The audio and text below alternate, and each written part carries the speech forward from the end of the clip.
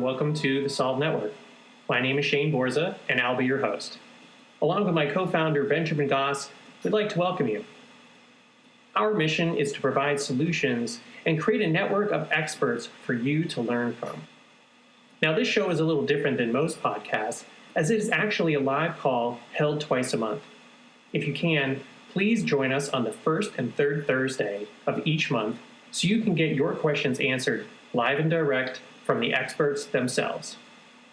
If you're an expert, please contact me at shaneborza.com so you can be a part of the network. And now, here's our show. Scene one, Apple, take one. Hi, I'm Shane Borza, your content creator coach. I have 2 books on filmmaking, Film Notes, where you learn to write, direct, and produce, and the Film Notes Workbook, where you can learn checklists and paperwork to streamline creating your content. Available at shaneborza.com. I also have filmmaker resources like the Paperwork Bundle with over 300 documents, the Sound Effects Bundle with almost 3,000 files, and the Music Bundle featuring 900 tracks of all genres. Want to build your professional credits? Become an associate producer and get listed on IMDb. Let me help you get your art out into the world. Scene one, Apple, take one. Well, that's great. I really like the way that you broke it up and gave us the kind of experiential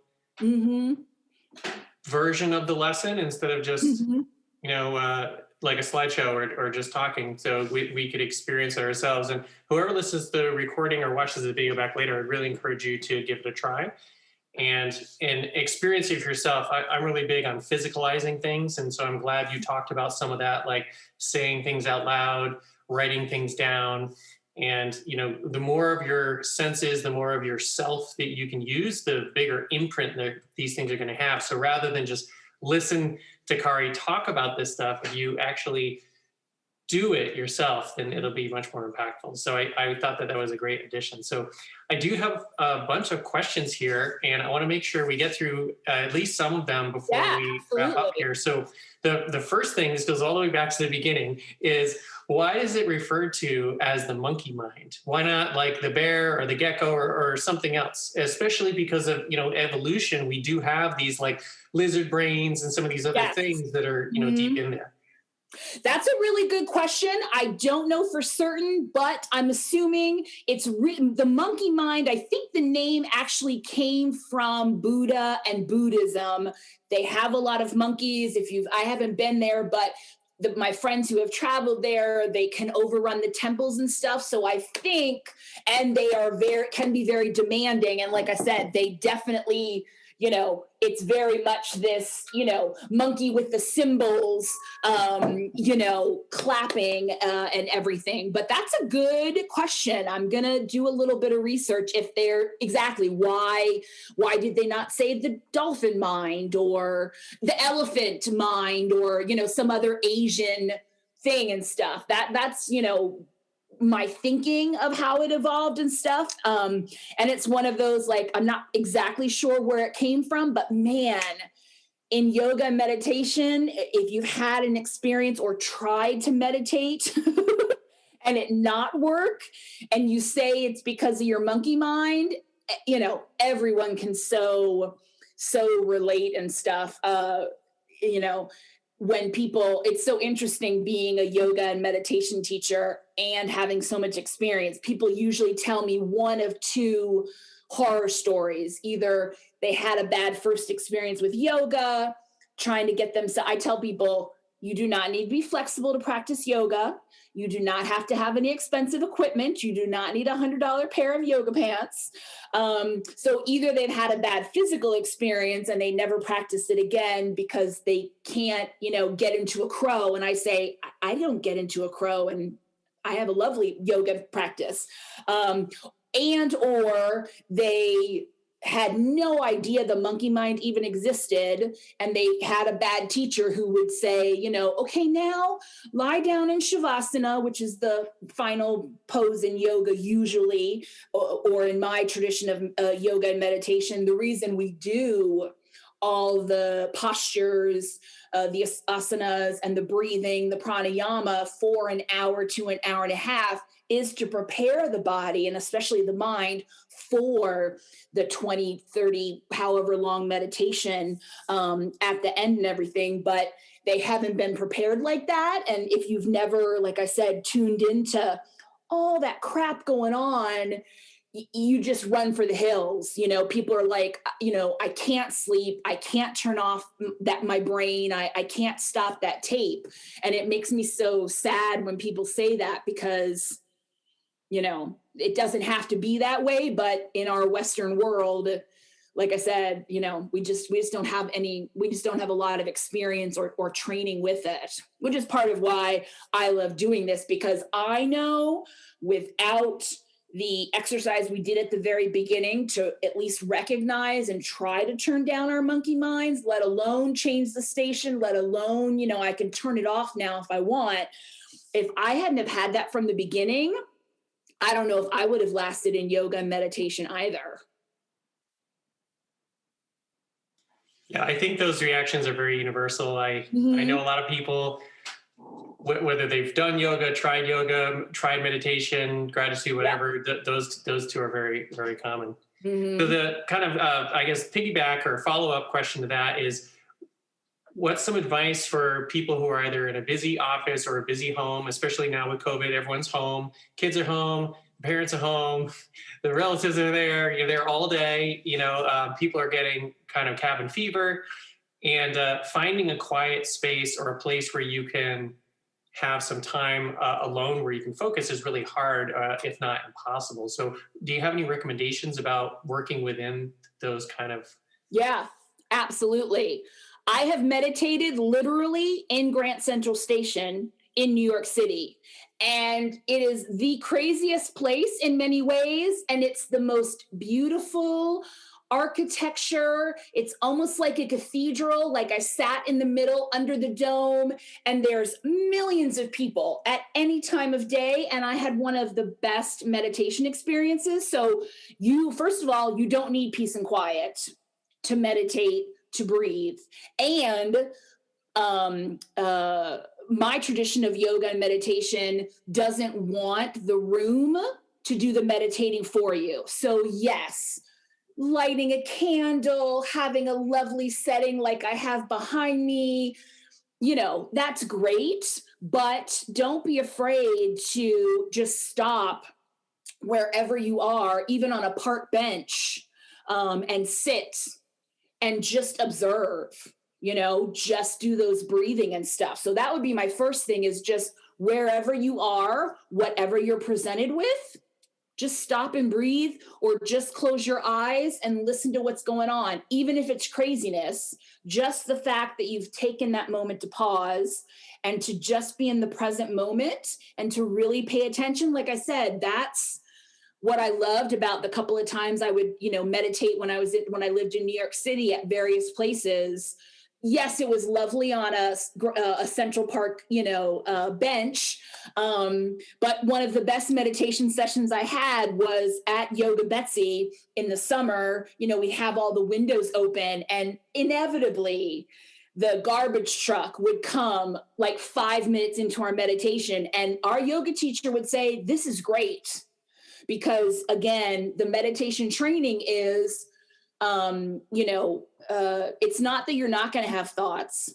It's that your thoughts are like hotel guests and clouds in the sky. They're going to check in, they're going to check out. And what I really try to encourage, especially in my coaching and when I teach yoga and meditation, is to be kind and gentle with yourself, to try to not react to what's happening around you and what's going on inside of you, and to try to just pull back and observe and not be judgmental towards that. So again, if you have a crazy Christmas coming up with, kids and that kind of stuff, sit in the corner for 5 minutes. And even if you can't close your eyes, even if you just sit and observe. I was an exchange student in France in high school, my junior year of high school. And what I still love to this day, it's changed now, but part of what I moved to Tucson with is, I can sit in an outdoor cafe with a glass of water,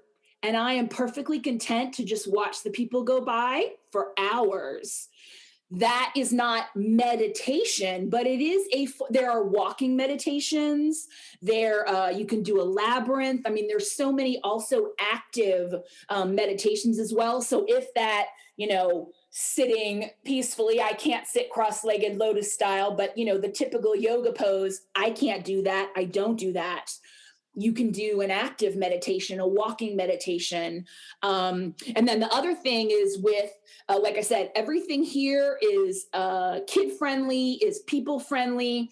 I encourage you whenever, I do workshops and there's kids around, or I'm with, people that have kids, I bring them in.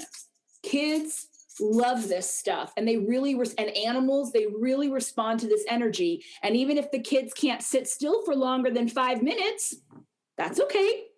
Invite them in, teach them some of the breathing. There's some great, I just had one, I think I already wrapped it, but I got a couple gifts for my nieces and nephews. There's some great books on yoga for kids and helping kids meditate. And even if, your house is crazy, put on some Christmas music. And even if you just sit around and sing, again, that can still be a form of,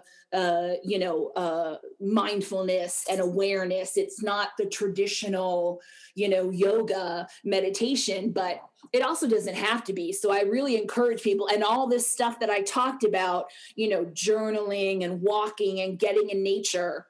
If you can do it for 5 minutes, great. If you can do it some days for 5 hours, great. Do what you can, when you can. 1 minute of meditation, 1 minute of breathing is better than nothing, definitely. And hopefully when you start, 1 minute will turn to 5. And then you'll try to find, other ways to incorporate it in. So start wherever you are, and again, the first, one of the other limbs of yoga are the ahimsas and niyamas. They're observances. And the first one is called ahimsa. And it's the nonviolence. It's where the Hippocratic oath of do no harm.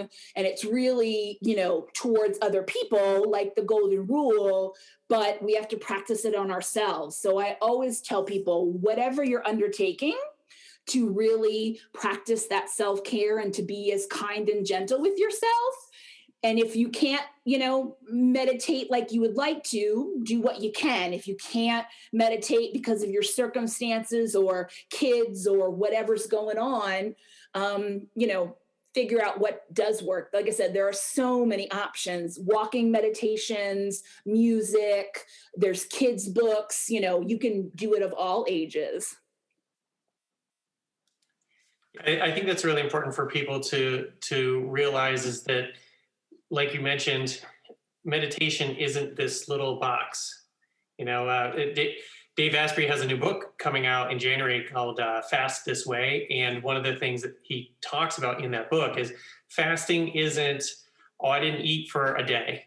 Mm-hmm. He's like, we fast from all these different things all the time. Mm-hmm. And he's like, fasting is a choice, and you're doing it without thinking about it. And he's like, so he wants to bring awareness to fasting is this big, wide array of ways, kind of like movements or meditation or what have you. And so I really am glad that you took some time to explain that there's all these different options, and you might not be able to do it the way that you would prefer, but the fact that you're doing some method of it, especially when you need it. Yeah. And because that's the other thing too, is it's like, you were talking about the people doing the marathons, in their backyard or what have you. And on their balcony. Yep, exactly. Yeah. Again, he's like, I can't run in the streets of Paris, but I can run on my 6-foot balcony. I don't know how, it was like thousands of times he had to go back and forth, but yeah. Yeah. Yeah. So I got a couple more here, and then we're going to wrap up. So you've mentioned all these different modalities and things. And so the question is it important to use multiple modalities to deal with stress relief, whether it's physical or mental or emotional, or is there kind of like a preferred method that you would recommend for like, your number one? The best answer I can give to that is one, like we were saying before, don't let your monkey mind talk you out of starting, talk you out of doing something because it's not what you think, it's not perfect, it's not whatever. So don't let your monkey mind stop you from whatever it is. And the Himalayan Institute philosophy is try lots of different things, because even in the Himalayan Institute tradition, there are tons of teachers. There are so many different options. Like I said, you can do a walking meditation. You can do an eating meditation. There's a great meditation for drinking tea and liquid. So pretty much brushing your teeth can be meditative. Doing the dishes. So you can bring that, meditative mindfulness to anything. And so I tell people, experiment like crazy. When you find what works, do it for as long as it works. Like I said, I went 17 plus years till COVID hit with a certain regulation and process, and that worked great. For the first 3 to 6 months of COVID, I had to go back to the drawing board and try different things. And it was so lovely to pull out a bunch of CDs on guided meditations because I couldn't do it, on my own. So I needed, music and something to help me. Great. Now that I've gotten through that and I'm back, I'm falling back in love with my, original traditions kind of a thing. So it really is, like I said, the philosophy at the Himalayan Institute is experiment, try what works. When you find something that works, go with it. But it's like anything, if you're training for a marathon or you're writing a book, you go along and then it doesn't work and you got to switch things up. So that would be my recommendation. Yeah, I think that's, it's the reason there's so many different kinds of coaches and there's so many different styles of clothes or whatever it is, everything's going to speak to people. So, if you stop trying new food when you were 12, you'd be eating the same couple things for 50 years. So keep trying new things. So yeah, that's really great. Mm-hmm.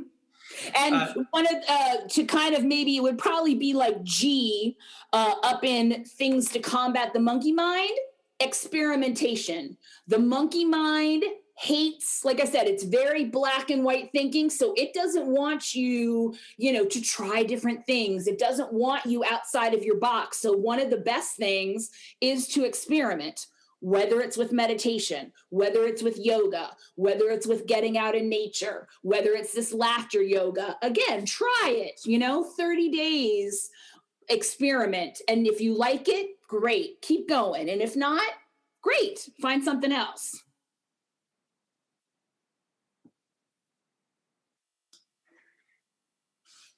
So you were talking about all these different kinds of movement and things, and one of the things that they in mentioning the most effective exercises, which most people would be surprised at, was walking.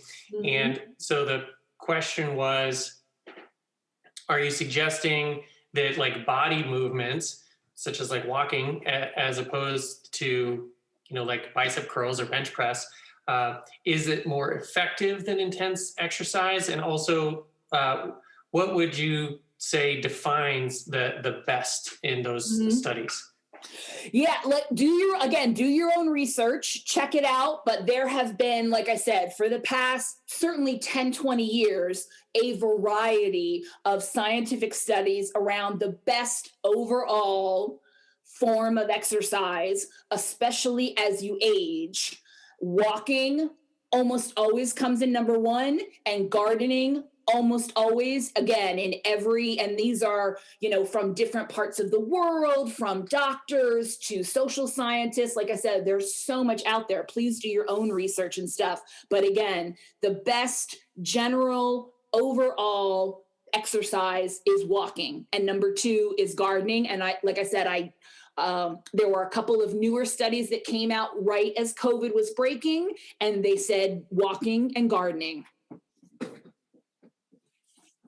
And that is not to discount lifting weights, yoga, physical yoga, anything like that as well. But again, when our monkey minds think, well, if I can't climb Mount Everest, or if, oh, I didn't exercise today, let's throw in the towel. Again, a better way of thinking is, yes, but you can go walk.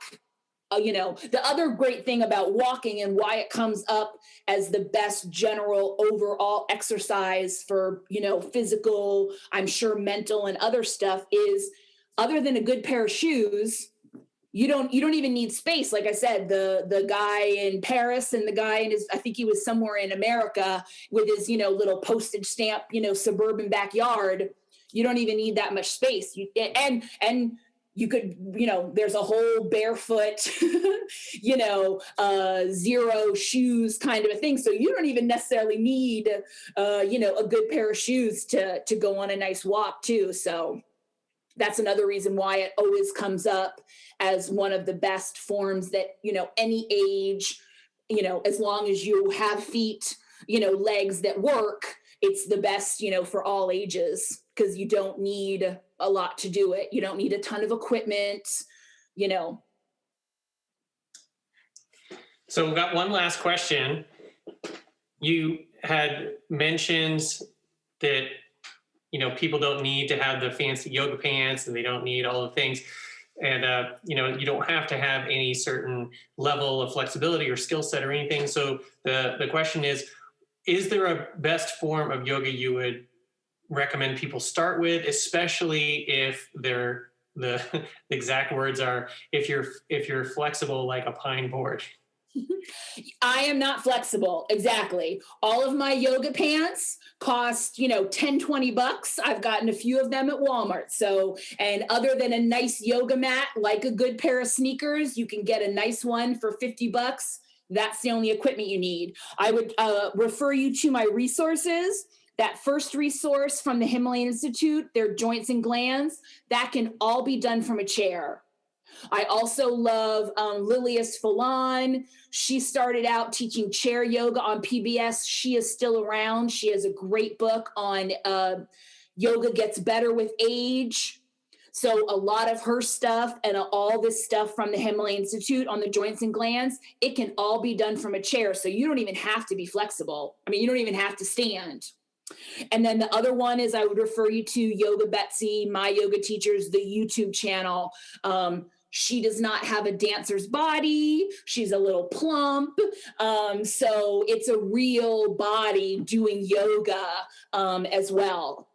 And so that would be the best kind of yoga to start with. She teaches, the Himalayan Institute is Hatha, which just means union. It means to yoke, to join. But if you can find a good Hatha, Hatha yoga practice, like I said, the Himalayan Institute and Yoga Betsy, that's what it is. A couple other keywords you can look for if you're looking at like DVDs or videos or the library, or when we can get back to going to studios and gyms, anything that's restorative or relaxing or gentle.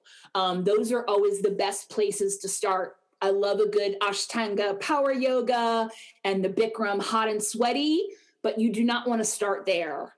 You want to go with, like I said, the Hatha, more gentle route. And like I said, the Himalayan Institute, the joints and glands, and my yoga teacher, Yoga Betsy, are a great place to start, because so much of that you don't have to be mobile at all, lower body to do them. Yeah, that's great. I think that's going to be helpful because, some of the things you're talking about, I think people go, oh, I'd love to meditate, but I don't have an hour a day. Yep. Or I'd love to do yoga, but I'm not flexible, so I can't. And there is a perfect example of what you're talking about, the monkey mind coming up and going, nope. Then I won't do it. Exactly. Don't even try. And there are just on that, the Dr. Wiles, the breathing CD, he has a great 5-7-8 technique of in and out for different lengths. You can do that for a minute. You can do that for 5 minutes. If you can do it for 15 or 20, great. But you don't have to. Start with where you are, make it, because that's the thing about starting anything, whether it's it's why resolutions don't work. If and diets don't work. If you make it, where your monkey mind is already like, I can't do that. That's too hard. Again, do it as an experiment, start small so that I'm really into sustainability and that kind of stuff. So, you really want to start where you have the best option for, long-term lifestyle, changes. So we're at time, but before we wrap up, I wanted to ask if you have a recommended place that's the best for people to find out more about you, how to work with you, what your offerings are, and also give you a chance to shine a spotlight on anything that you have coming up that you'd like people to know about. Okay, great. Right now, all that stuff is in flux. I was hoping to have more done by the end of the year, but as we know, it's been a crazy year. So I'm on LinkedIn. I'm in the process of changing that profile along with my Inner Peace coaching website as well. So the best is you've got my phone number and you've got my email, kariwick@yahoo.com. Again, if you want the PDF of Turning Down Your Monkey Mind, or you want a free coaching session with me to do that mini foundation to start to uncover your values and stuff. Anyone listening to this or seeing the notes is welcome to that. I'm in the process of shifting a little bit to, I think I put it a little bit in my bio and stuff. I've always lived small and simple. And I was trying to go tiny and then COVID hit. So I was full-time earlier this year in my RV, named Josephine after my grandmother. And I had come back to Tucson this spring to get my townhouse here ready to rent out. And I'm just on pause, like a lot of people. But I'm going to turn my coaching to helping more, especially with the changing nature of work and remote work and more people wanting to downsize and simplify, even if it's not tiny, and work from home or take that home on the road, whether it be full-time RVing or a tiny house on wheels or #van life or a schoolie, any of that kind of stuff that really combines I've been a nomad since I was 16. And even though I've owned my townhouse in Tucson since 2004, I've only spent about half of that time here because I was helping my mom with my dad. And then after my dad died, helped my mom move on. So even with the house, I'm still a nomad. So I'm getting back to kind of my nomadic roots and really helping people merge their personal and the business, because so many people who, want to work more remotely, before coronavirus, everyone thought, oh, I had to start a business or I had to be in tech and IT. And while that's still true, again, now with COVID and everything, pretty much every job you can think of. I mean, I've seen hairstylists and mechanics who work mobily. I mean, there's just so many options. So I'm really helping other small business owners who are nomadic, who want to be nomadic, who want to be geographically free with their businesses or take their existing job on the road or off grid, that kind of a thing. Yeah, great. I think that's going to be really helpful for people to know, outside of the yoga and meditation, how you work with people, especially one-on-one. So thank you for that. Yeah. And I do have all of your information, so I'll make sure all those are in the notes, and I'll have you stand by after we finish the call here in a moment. So just to wrap up, thank you for everyone who was on the call with us tonight. Thank you, Kari, for the great presentation. I knew a lot of that, but there was a lot that I'd never heard before. It was fascinating. Good. So I hope that everyone enjoys listening to the audio, and we'll start putting some videos up next week and send this all out. As a reminder, this is the Guest Expert Series on the Solid Network, and we have a call the first and third Thursday of every month. If you'd like to join us, please reach out to us by going to thesolidnetwork.com. You can sign up for our mailing list, and then you'll get a chance to know who upcoming guest experts are. And if you'd like to be a guest expert yourself, please contact us there as well. We're always looking for new and varied specialists and experts in different industries with different backgrounds so you can come on and not only help us learn, but help to connect you to people you haven't met before. So thanks so much, everyone, and have a good night. Hi, I'm Shane Borza, a climber, creator, and coach, and I want you to build the skill of health and fitness. My new course is a priceless gift to you, and it's available exclusively on ponoquest.com. That's P-O-N-O Quest.com. Build the Skill is a minimalistic, functional, real-world fitness program which can help you to move better and get stronger faster. I can't wait for you to check it out, and when you do, please let me know how it helps you. That's Build the Skill at ponoquest.com. Thank you for joining us on this episode of the Solve Network. As a reminder, these calls are held live on the first and third Thursday of each month. If you'd like to join us as either a listener or guest expert, please contact me at shaneborza.com. On behalf of my co-founder, Benjamin Goss, we're glad you are a part of the network and hope you are finding solutions. If you need solutions, please reach out.